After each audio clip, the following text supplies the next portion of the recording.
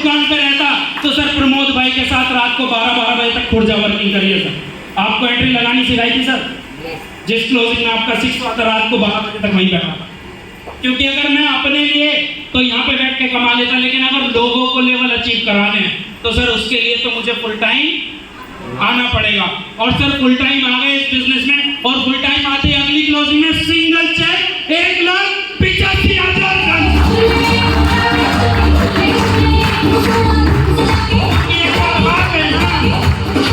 तो सर वापस तो जाएंगे नहीं, क्योंकि सबसे पहला विरोध किया था मेरे घर वालों ने। मेरी वाइफ ने बोला था कि शादी करने के लिए तो नहीं हो रहा था ऐसा। एक बार शादी हो गई छोड़ दे, क्योंकि मैं डिसीजन हमेशा ऐसे ही लेता हूँ सर। लोग बात जो 10,000 की, 15,000 की, 20,000 की नौकरी नहीं छोड़ पाते, 2016 में सर 80,000 रुपए की नौकरी छोड़ दी अपनी मर्जी से। क्योंकि मेरे को एक चीज हमेशा पता है कि अगर ऊपर जाना है तो पिछली सीढ़ी को छोड़ना पड़ेगा। यार इतना तो विश्वास रखो कि जितने रुपए तुम किसी और से कमा रहे हो ना, उतने के आदमी तो तुम हो ही। कोई नहीं देना आता घर किसी के, उतने के यार 2 रोटी तो खा ही लेंगे यार। इतना भी कॉन्फिडेंस नहीं है, क्योंकि भैया एक गई तो दूसरी तो अपने आप आएगी जाएगी। हालांकि पीछे मुड़ने का हमने कभी देखा नहीं। एक बार डिसीजन ले लिया तो ले लिया। सोच समझ के डिसीजन वो लेते हैं जिसमें बुद्धि होती है। हमारे अंदर बुद्धि है कम, हम तो डिसीजन ले लेते हैं और उसको प्रूव करने के लिए फिर जो भी करना पड़ेगा सर अड़ जाते हैं कि हम यही सकता।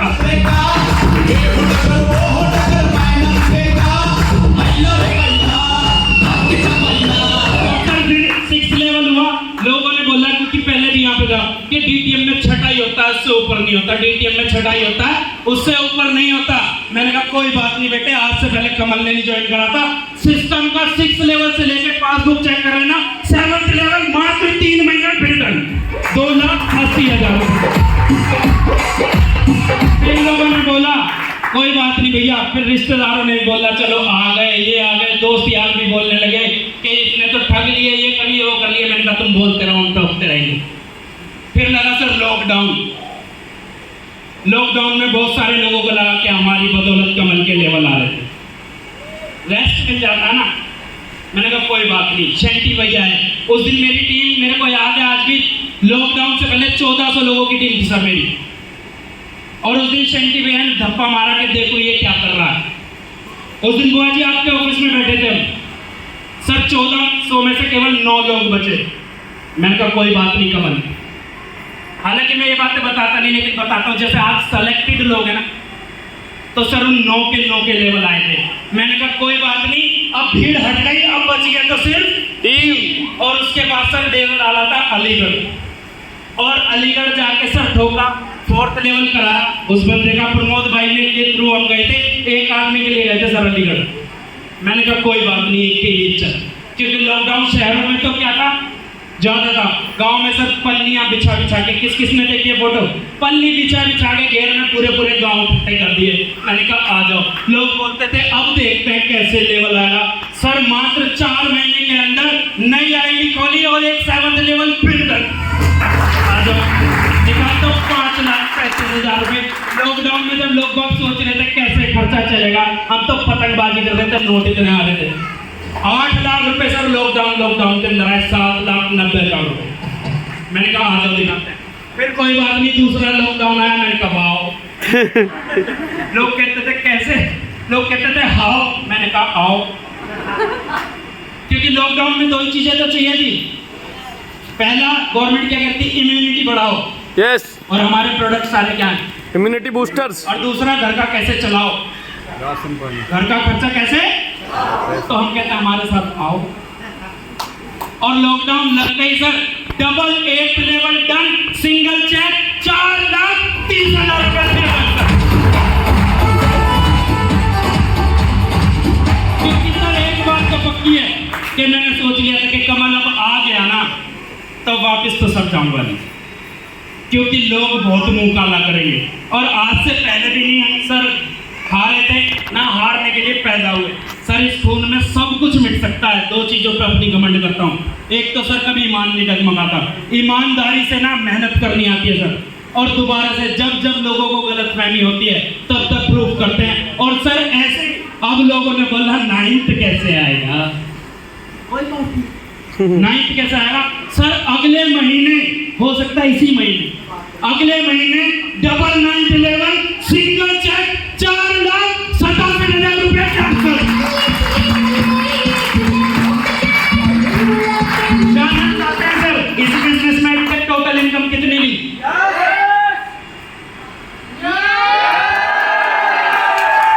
जानना चाहते हैं सर इस सिस्टम से जो अभी तक टोटल इनकम ली? कोई सिस्टम से ज्यादा नहीं सर, जो डॉल्फिन से अभी तक की इनकम आई वो ज्यादा नहीं, मात्र 21,86,000 रुपए सर। और इस बिजनेस में ना लोग कहते हैं ये करना है, वो करना है, प्रोडक्ट बेचना है, बिजनेस करना है, कुछ नहीं करना सर।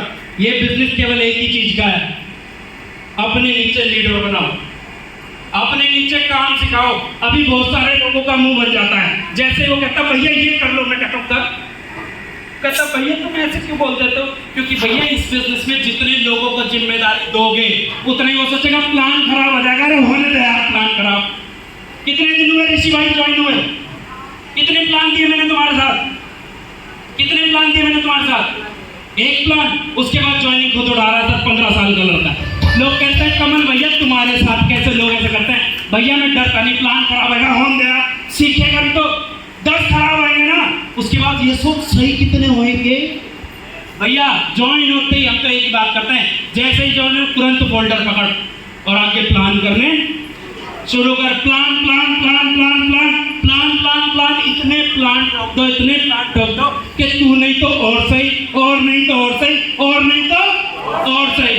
सीधी सी बात है भैया, मेरे को कोई कुछ बोलता है मैं नहीं करता वो, क्योंकि अगर तुम्हारी सुनूंगा तो भैया तुम्हारे जैसा बन जाऊंगा। मैं सुनता हूँ एक ही नाम, सुनना चाहोगे?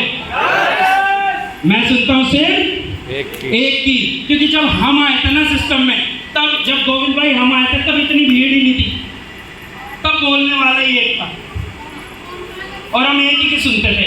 मैं ये नहीं कह रहा कोई गलत है, नहीं भैया, इस बिजनेस में सफल होने के लिए 3 साल के लिए एक आदमी की सुनना बस, बताएंगे सब सही। एक कहेगा सेविंग कर, एक कहेगा खर्चा कर, एक कहेगा प्लान कर, एक कहेगा ये कर, एक कहेगा ये कर। नहीं भैया, बोल सब रहे हैं, किसी एक के हिसाब से कर ले, वही सफल बना देगा। भैया सुनना चाहते हैं मैं किसके हिसाब से चलता हूँ? यस। तो सर एक बार जोरदार जबरदस्त तालियां मेरे गुरु, मेरे मेंटर, मेरे भगवान मिस्टर रविंद्र कुमार शेट्टी जी के लिए।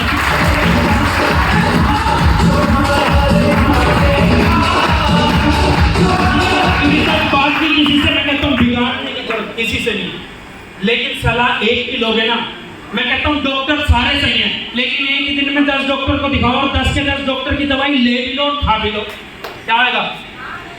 डॉक्टर में दिक्कत है नहीं ना, लेकिन दवाई में, क्योंकि एक डॉक्टर अपने हिसाब से इलाज कर रहा है, दूसरा अपने हिसाब से